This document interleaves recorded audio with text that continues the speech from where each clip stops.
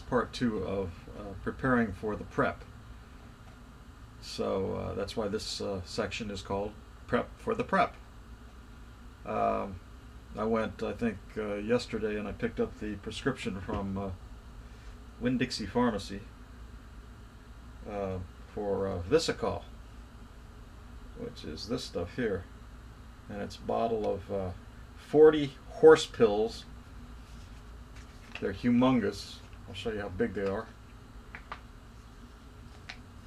If I can get one out. They're so big I can't even get them out the mouth of the bottle.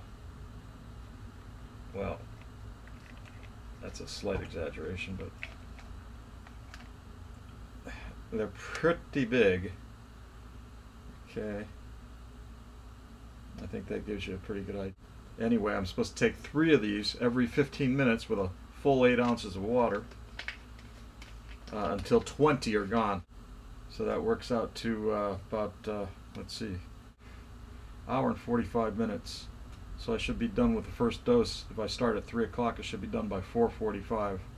And then I have to wait until 7 o'clock, take the second dose. So that should make me done at 8:45. And by then I should be crystal clear. In addition to picking up the prescription for the prep, and this is this, I had to buy the whole bottle, 40 pills, $138. Thank God I had insurance. If I hadn't had insurance, it would have been $168. Whoopee! I saved $30. Oh well, I guess it's better than nothing. Anyway, so those are the pills for the prep. That was yesterday that I picked those up.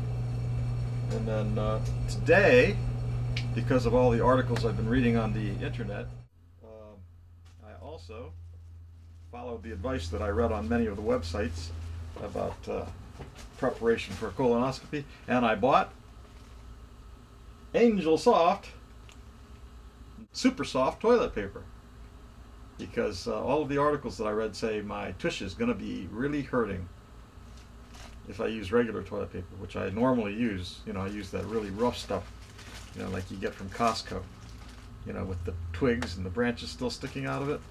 That's why it's so cheap.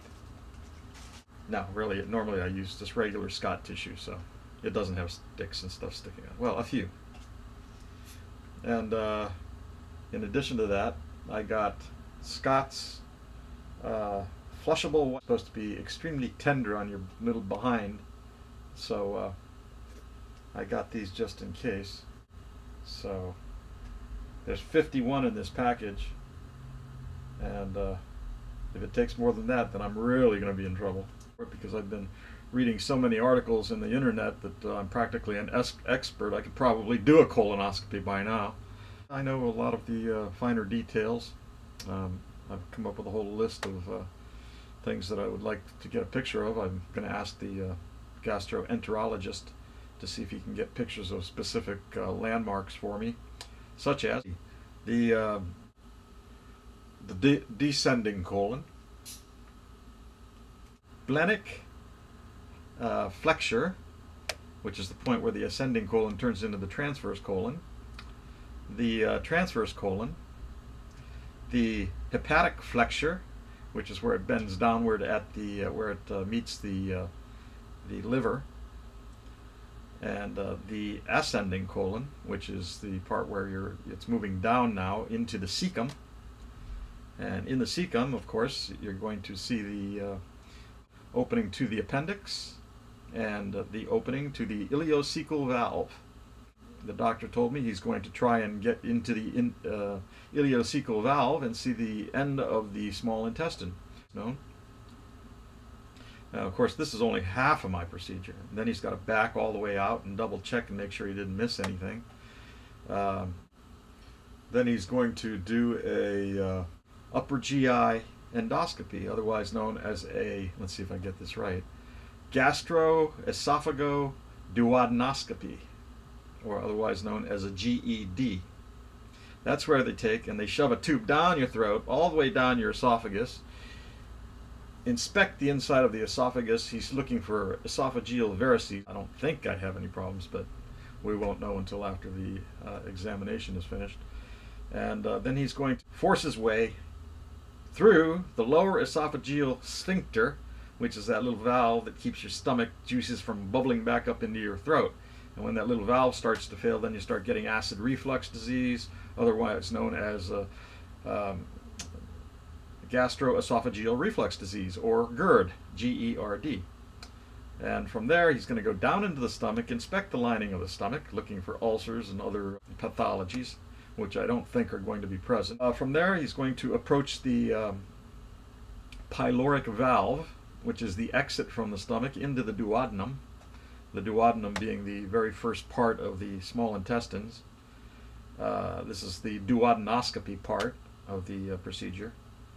Once he enters the duodenum, I understood that he was only going to go an inch or two into the small intestine to start looking at it, but from some of the videos that I've seen on the internet, he can go halfway through the small intestine. I don't know what's going to happen there, or how he's going to get it through all that, all those loops and meanderings of the small intestine. I don't think he's got a scope, an endoscope that long. At least I hope he does. Then he's going to pull that sucker back out. They're going to knock me out completely. It's called MAC, or monitored anesthesia care.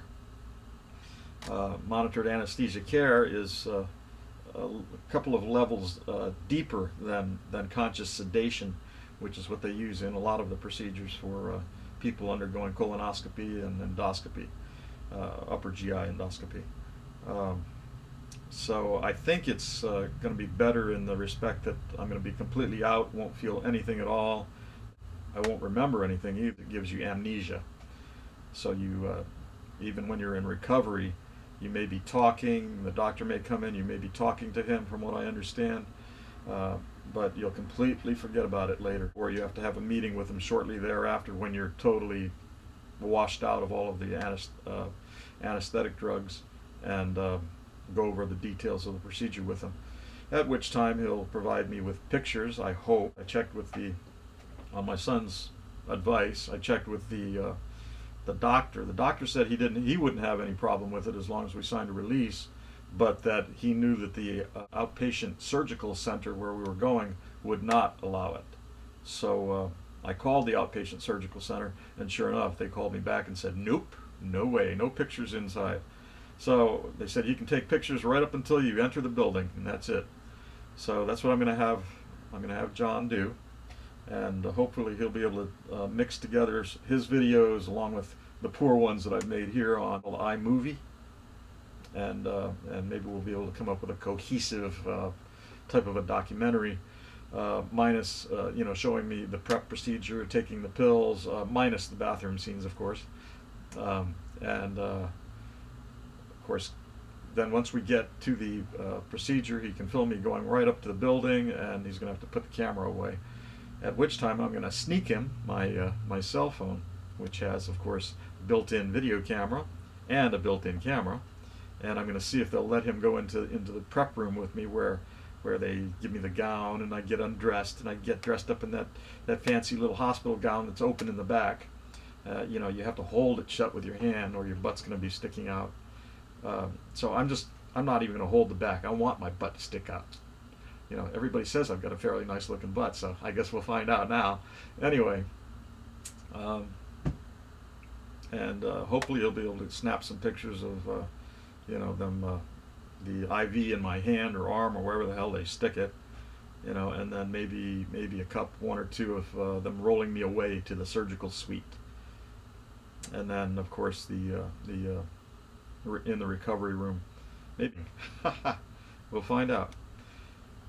So anyway, that's where we stand right now. This is my second attempt at part 2, the prep for the prep, because on the first one I realized when I finished that I had my washing machine running and I had my dryer running and was making a bunch of noise in the background.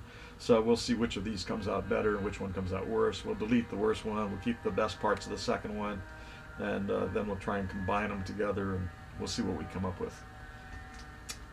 Talk to you later. Bye.